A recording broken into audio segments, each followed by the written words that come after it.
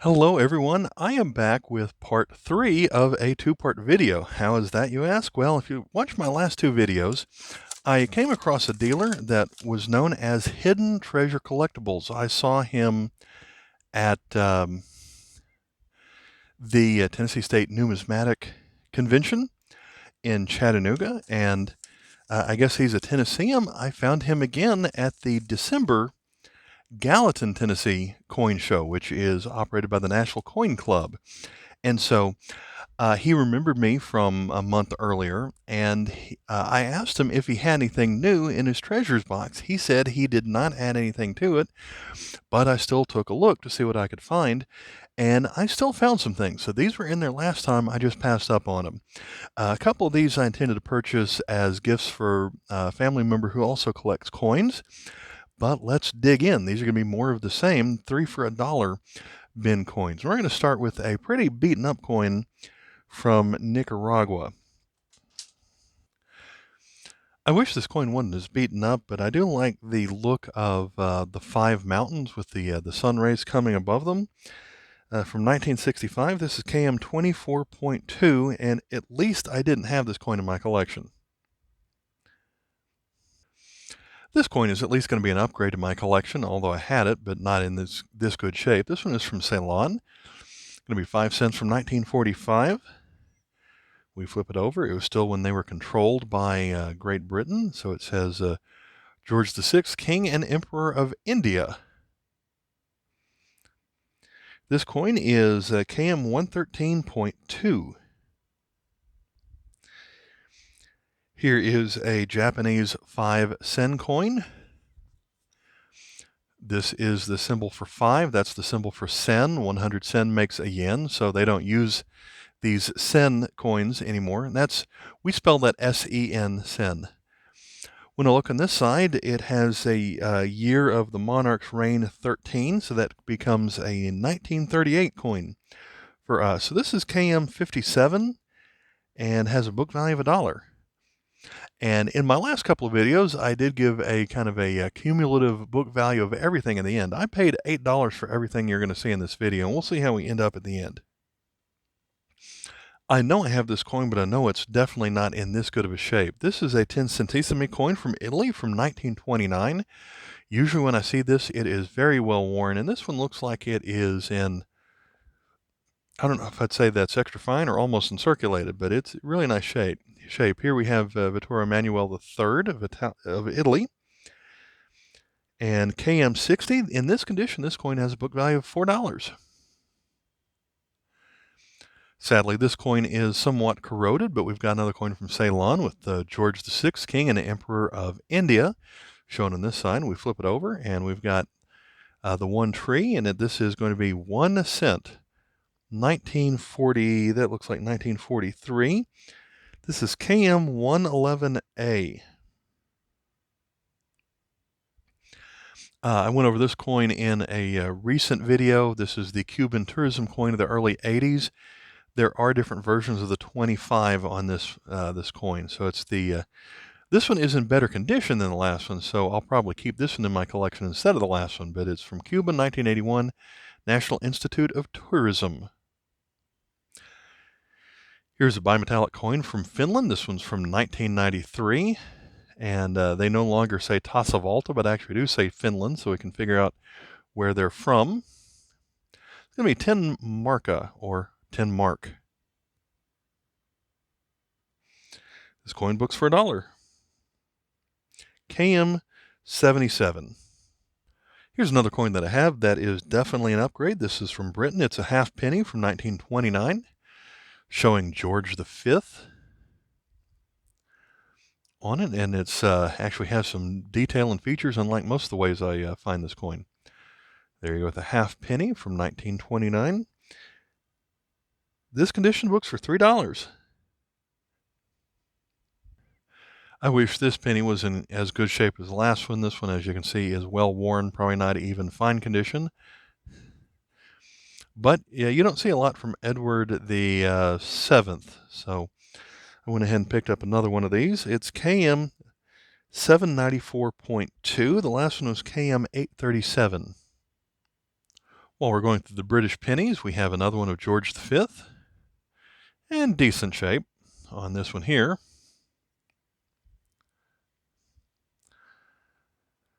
$1936. This one is KM 838. As we keep going back in time, this one is from 1900. Again, this one may not even qualify as fine condition. Maybe it would. Although this side is a little bit better. So we've got the old portrait of Queen Victoria on this coin. This one is KM 790. We're going to go back to one that is a little bit older than that. This shows the young portrait of the Queen. Although the coin is a little bit damaged, you can see it's warped a little bit, kind of damaged right here at the bottom of the portrait.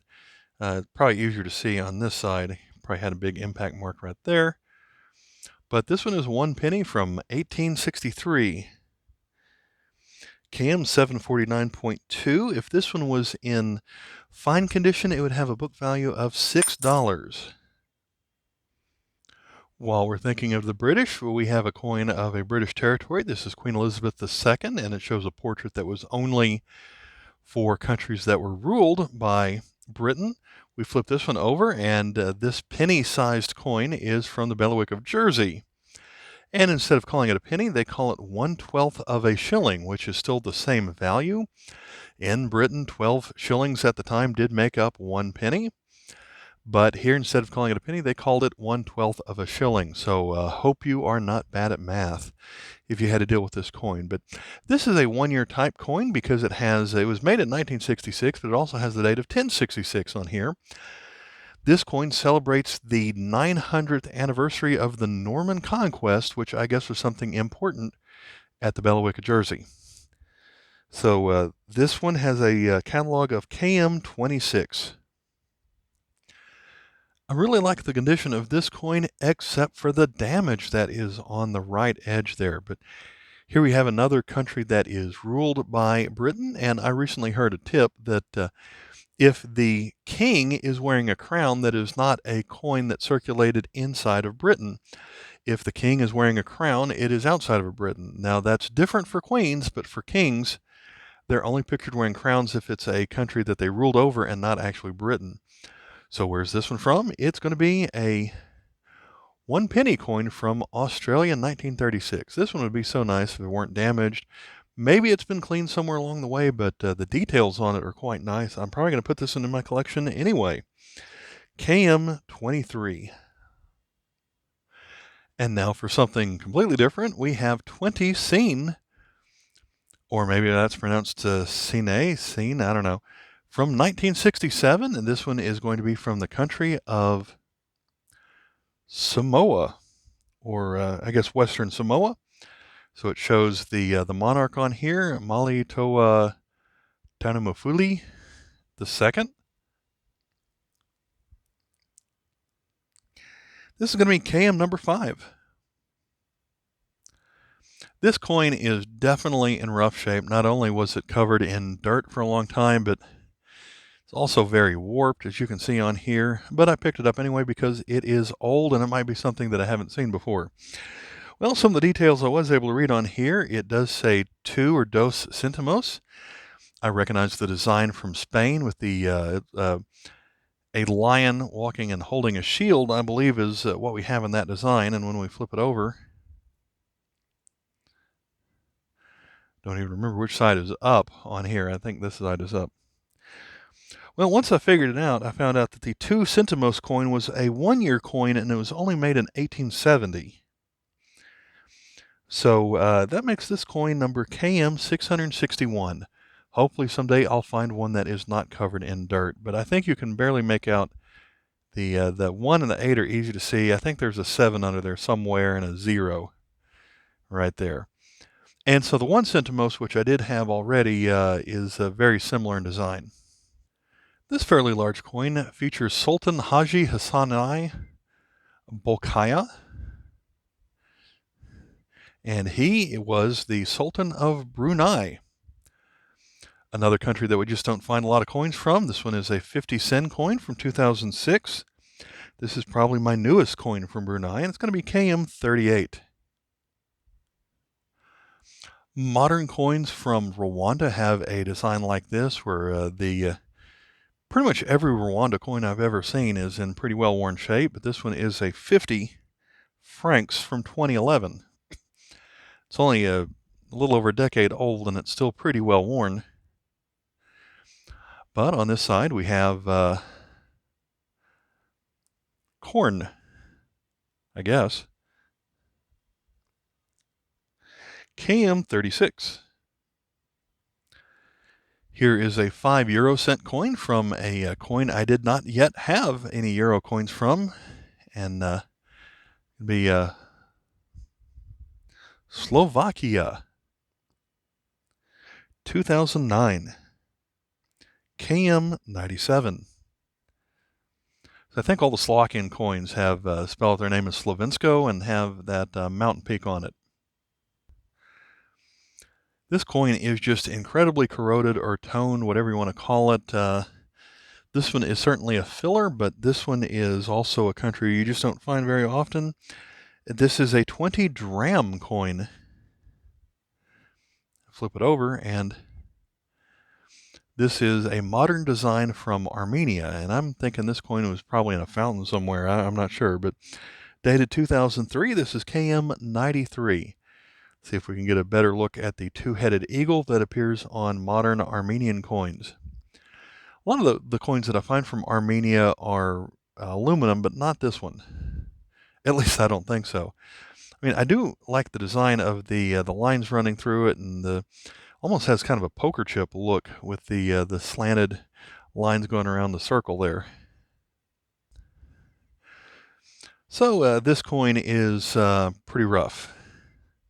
So why'd I get it? Well, there was a little bit of detail on this side, and I figured I probably would never actually figure out where this is from, but I actually did figure out where this is from when I was looking up something else. This is from Hungary, from 1868, and I'm not sure how I figured out the year on that, but the value of this coin is 4 Krasnar, making this KM 442. I'm not even going to assign a book value to this one because it is so well worn, but again, it's not something that you see very often, but it does appear it's going to be a placeholder in my collection, and find something like this in a 3 for $1 bin I thought was pretty neat. You can see the top of the 4 right there, and the kind of the wreath design that goes around it. That's really all the details that this coin has. There were a couple of tokens in the box, and I picked up this one just because I am a fan of James K. Polk, because he is from Tennessee. And in my hobby of photographing things, I have photographed a lot of James K. Polk sites in the Middle Tennessee area. So this is from a collection of all the presidents. I don't know how far back this goes, but shows that he was the president from 1845 through 49, only served 1 term. There is a short paragraph of a bio here on the back. They called him Young Hickory because Andrew Jackson was Old Hickory, and also called him the Dark Horse Candidate. Probably most famous these days from the They Might Be Giants song. This is the last coin that we're going to look at today. We've got one final British coin. This is another British halfpenny, and really old, damaged of course, but if it wasn't, I probably wouldn't be able to find it. I believe this is George II. So for all of you people who are fans of the U.S. Revolution, that is before George III. We flip this over, and we've got the head goes right through the hole of the Britannia lady there.